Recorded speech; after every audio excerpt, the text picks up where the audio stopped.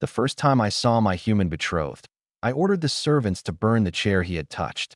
I am not proud of that. I was 19 crown seasons old enough to speak in council and young enough to think cruelty sounded like dignity. My name is Princess Ireland Thos of the Varith Crown. My father, High Seed Orvan Thos, chose a human for the binding accord because our moon harbors were failing and Earth had the only engineers willing to repair them without demanding colonies. His name was Bryn Caldic. He arrived at Lacquer Court wearing a plain black suit. No jewels, no honor scars, no scent veil. Human skin looked too soft. His hands looked unfinished. When my father announced the pairing, I stood before 6 houses and the shrine recorders. "Father," I said, loud enough for every lens, "I'll never choose a human mate." The court went very still. Bryn did not lower his eyes. That irritated me most. He only touched the copper ring on his thumb and said, "Then you shouldn't be made to." I thought it was a trick. Everything at court was a trick. For 7 days, I refused every meeting. Bryn spent those days below the palace, not with diplomats, but with the harbor crews. I heard reports. Human crawling inside frost vents, human sleeping beside broken coolant pumps, human eating workers' stew with sleeves rolled up. On the 8th day, the North Harbor cracked. The sea climbed the glass wall in one sheet, carrying ice, ships, and 30 years of royal neglect. I was in the moon gallery when the floor tilted. My guards ran toward me.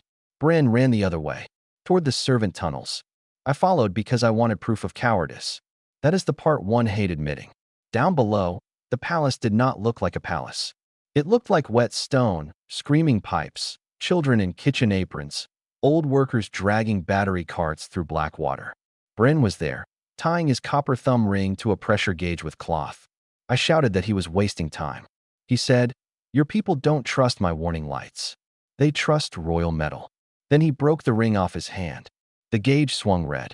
Servants saw the copper flashing and finally moved. I did not understand until the first wave hit. He had turned his marriage token into an alarm. Not a claim, a permission. We evacuated workers through the spice drains. I carried a boiler child against my chest while Bryn held a manual gate open with his shoulder. Human bones are not soft when they are breaking. They make a small sound. The last drain jammed. I ordered him out. He laughed once, not happily. "Now you give orders?" I slapped the emergency lever. It did nothing. So he put my hand over his on the gate wheel and said, "Princess, choose." That word cut deeper than fear. Choose. Not obey. Not perform. Not bind. Choose. I turned the wheel with him. The gate opened half a body width. The last workers crawled through, over our knees, under our arms, through water rising cold around our mouths. Bryn did not kiss me. He did not swear devotion. He did not use my panic as proof that humans deserved me. When rescue came, he was blue-lipped and shaking, still holding the wheel. Later, in the healing chamber, I found the copper ring sealed in an evidence bowl, bent nearly flat. My father came to me with a new ceremony date already written. I said no. He smiled, because he thought I meant no to the human. I said no again, and this time Bryn heard me from the next bed. No to being traded for harbors. No to calling fear tradition. No to a court that needed a drowning servant level before it could see its own rot.